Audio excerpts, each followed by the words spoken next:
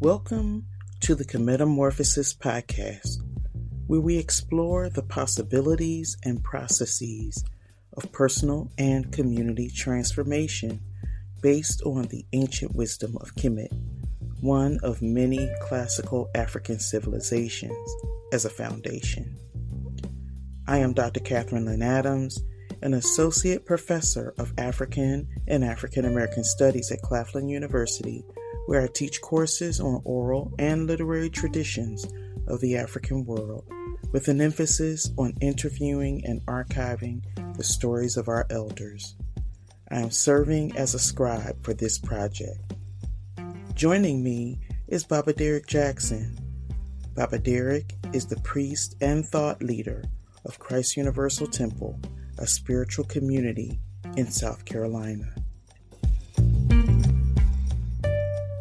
I think today I wanted to kind of walk through a couple of the questions that we typically ask people that are foundational questions when we do an oral history interview.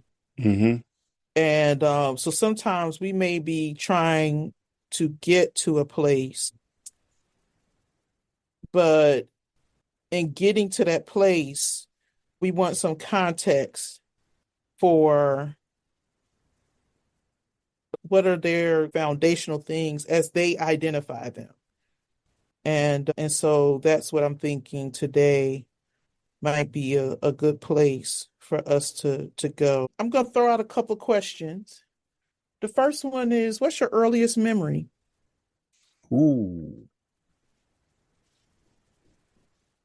My earliest memory is being with my grandmother here in Columbia. As the story of my family goes, 6 months after I was born, my grandmother on my father's side was my paternal grandmother. I never met my maternal grandmother because she had transitioned before I was born. But my paternal grandmother told my mother and father they needed to send me to her. And because they didn't know what they were doing. They were too young. And by that time, both my parents were living in New York. And so my uncle, one of my father's brothers, Robert Jackson, but we call him Book in the family. So my uncle Book, I understand, got on a train, me 6 months old, bringing me to his mother's house. And so now I don't remember that part, but I do remember being in her house. I do remember going to church with her, and she getting me involved in those Easter plays that we used to have to get involved in and do our little speech. And I remember, I don't have a real good memory, but I do remember going to first grade here in Columbia. And then I remembered her taking ill. And then I had to go back to New York because there was no way for her to be able to take care of me once she took ill.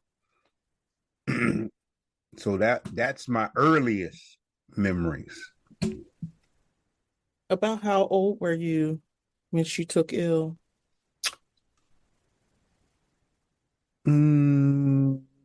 So it had been around first grade. So it'll been around 7 when you were in the first grade. So that would have been around 1960. 60, 61.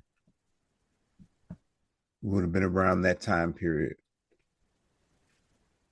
And so then coming back to New York, I think the last time we talked, I talked about They're the Mod twins. There's the mother who gives you birth, and then there are the mothers who give you your consciousness. So my grandmother on my paternal side of the family probably was the one to instill in me this sense, this moral sensitivity idea, both of them really, of being upright, excellent, and never fear saying what you think. Because they always allowed me to say what I thought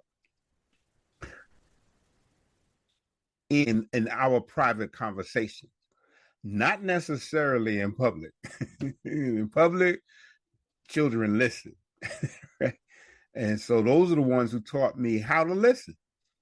And that has been really, it has served me well over the years of being able to listen to actually what people, especially elders, when they're talking, to sit in the room so quietly, they don't know you're there. And then all of a sudden somebody will turn around and look, what you doing up in here? And then that's when they put me out the room. But by that time, I got all the wisdom I needed. so my father cousin, my grandmother, we called her, I didn't call her grandma Julia. I just call her grandma. But coming to New York, my father had a cousin that was probably 11 to 12 years older than him. And she treated him like a second mother. So she was like a grandmother to me. She had 8 children, 7 girls and 1 boy. Her youngest girl was a year younger than me. And we, nicknames are great in Black families. So we used to call her Chicky. And, but I grew up pretty much in her household, around her mother. And we call her Moms, that was her name. But she was like the moms for the whole neighborhood. Because when you have 7 girls, boys are definitely going to be coming around. But her and her husband, Howard West, who we called Pops or Papa West, was the affectionate names that we called them.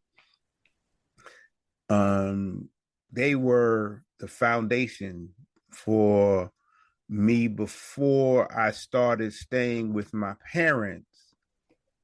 I was old enough to stay home alone. And even then I wasn't home alone because there 6 of the 7 girls that Mom or Mama West had were older than me. So they all had an opportunity to take care of me and my brother. And so one of them, I could call Aunt Catherine, and she was the math genius in the family. She was the one that started working in the bank and rose up into the bank until she became one of the vice presidents of the bank in New York. So when I wanted to learn math, that was the one I went to. Her oldest sister, Barbara, she was the political savvy one. She was the one that worked with, why am I forgetting her name? The one that started the university in Florida. Mary McLeod Bethune. Mary McLeod Bethune. She worked with Mary McLeod Bethune. In fact, Mary McLeod Bethune had tapped my cousin Barbara to be one of those people in her organizations that she wanted to groom, to be it. Something happened. I know what happened now that I'm thinking about it. Mary McLeod Bethune transitioned before she had a chance to groom my aunt Barbara into that organization. But my aunt Barbara went on to have a great career at one of the big hospitals in New York. And so sometimes when I'm reflecting on how much influence the Wesses had on my life, right down to the one boy. And they, like I said, people give nicknames and they call him boy. Which is kind of a Gullah Geechee way of saying it, right? Him boy. And but they made it almost one word, him boy.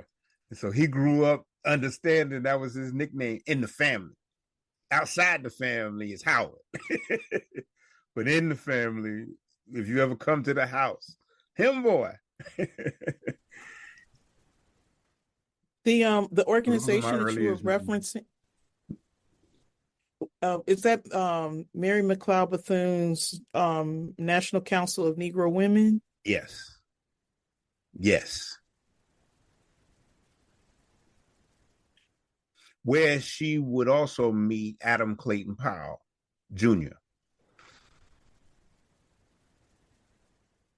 And they knew Adam Clayton Powell Jr. very well, enough that he would come visit. I have some early memories of him coming to visit the house that moms lived in. Can you say something about your memories of school? Wow, that's real interesting. Literature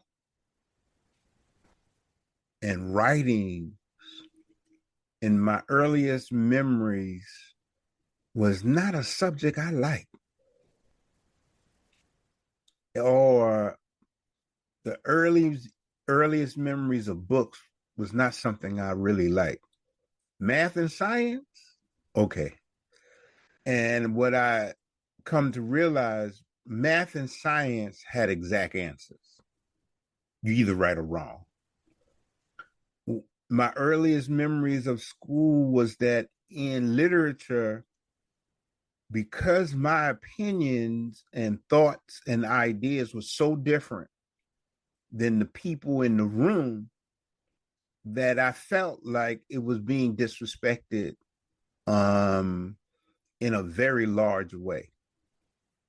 They were making me think that I was an oddball in the way that I thought about stuff. And it wasn't until I got into in New York, they don't call them middle schools, they call them junior high schools. So around, and they're seventh, eighth, and ninth grade in New York. So around the eighth and ninth grade, I found teachers in that middle school who actually thought that I had some good ideas, right? But prior to that, you couldn't get me to open my mouth and anything that had to do with literature and reading. um, but that turnaround happened around eighth and ninth grade, and in high school, it was just able to blossom.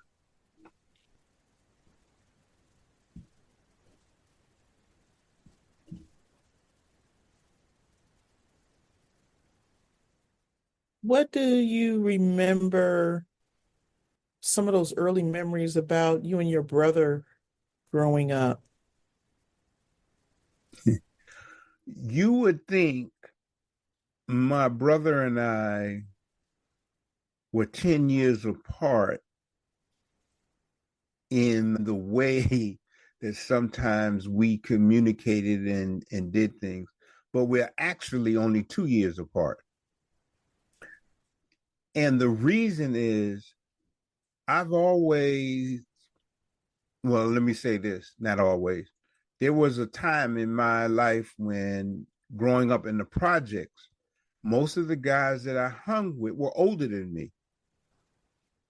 And so I had that consciousness of being around guys who were older than me.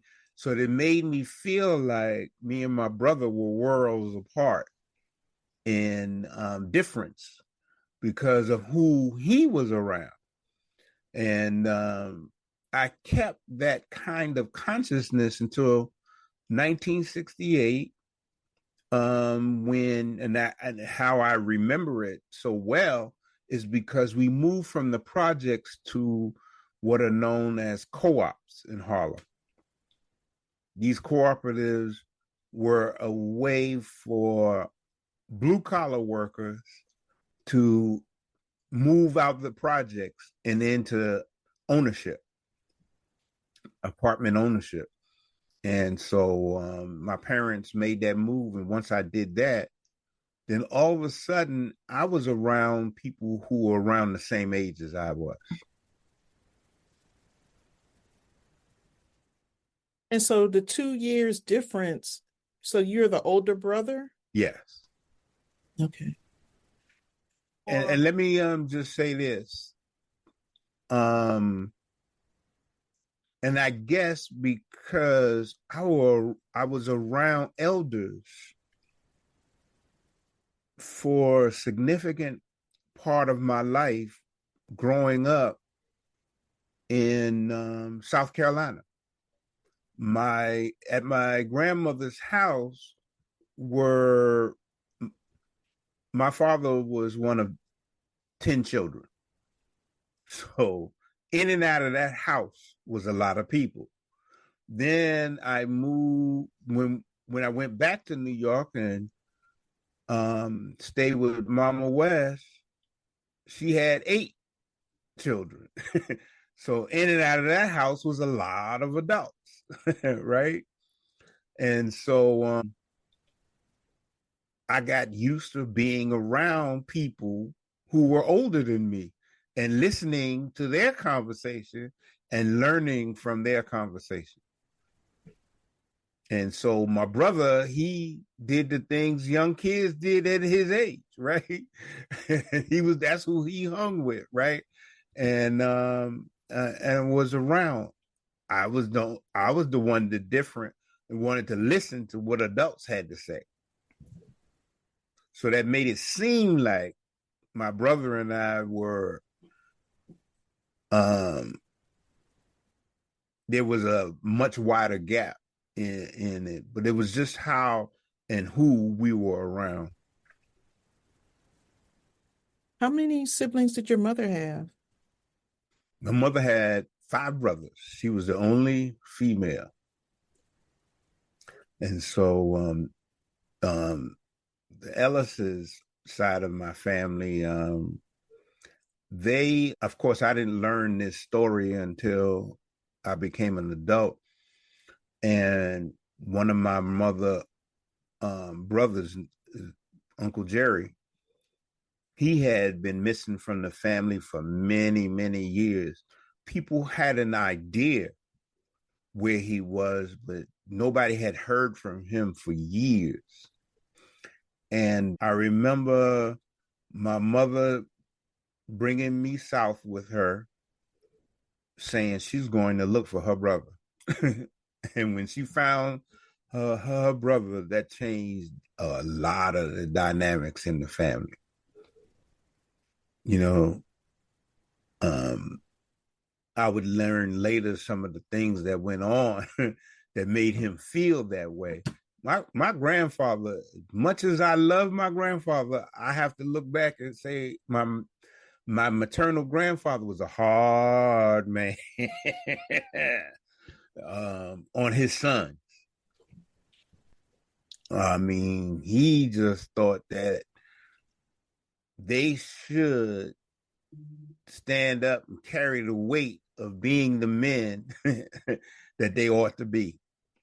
And he didn't give them no quarter. Give you an example.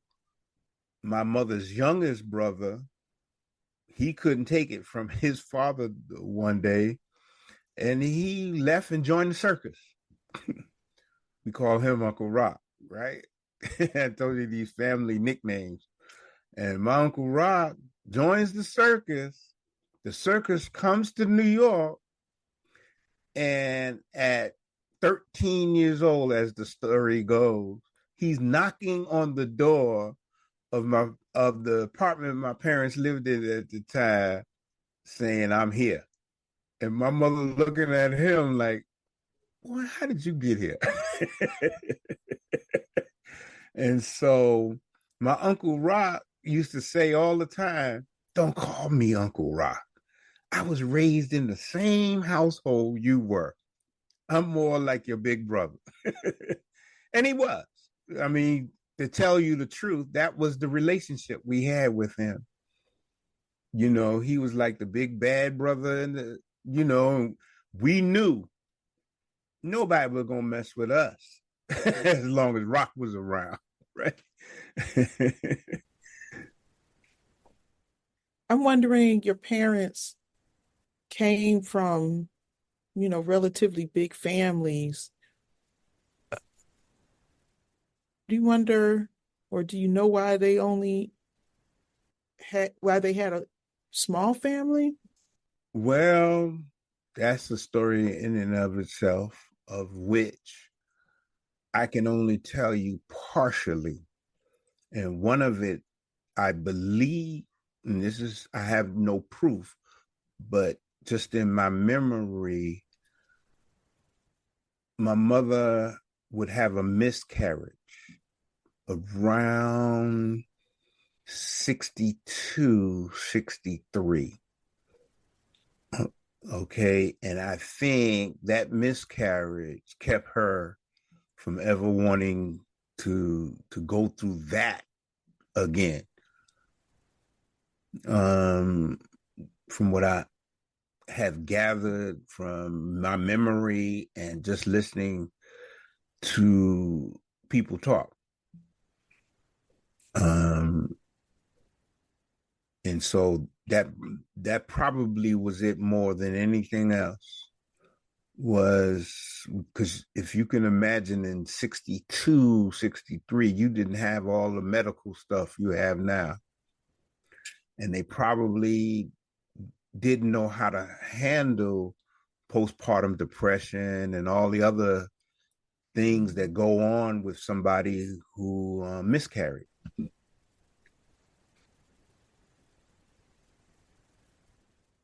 The really sad thing is, we probably have to ask, how far have we actually come True. in terms of infant mortality rates, Mm-hmm. and just healthcare in general for Black women and families. Yep. And some of the rates they even talk about that are of, or regardless Economic. of economic Mm-hmm. status. And I think that there is an assumption that women have babies Right. and that it's easy. Right.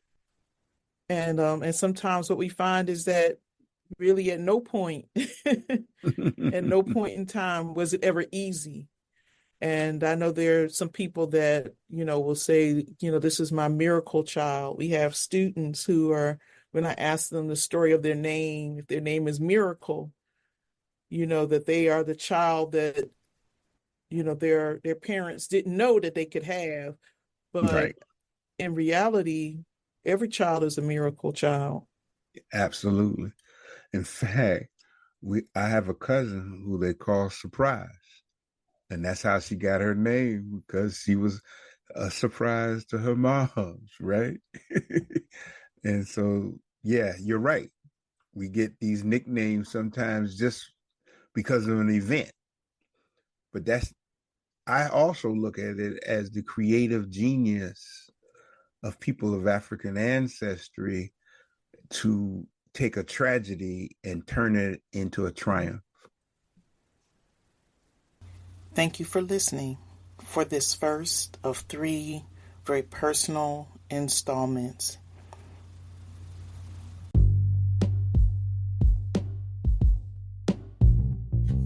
We want to archive something special that was established in 2000, more than 2 decades ago. In upcoming episodes, we will be exploring the history of Christ Universal Temple, its teachings on spirituality and personal growth, and its role in the Columbia, South Carolina community. We invite you to like, comment, and subscribe to receive notifications for future episodes. Thank you for listening.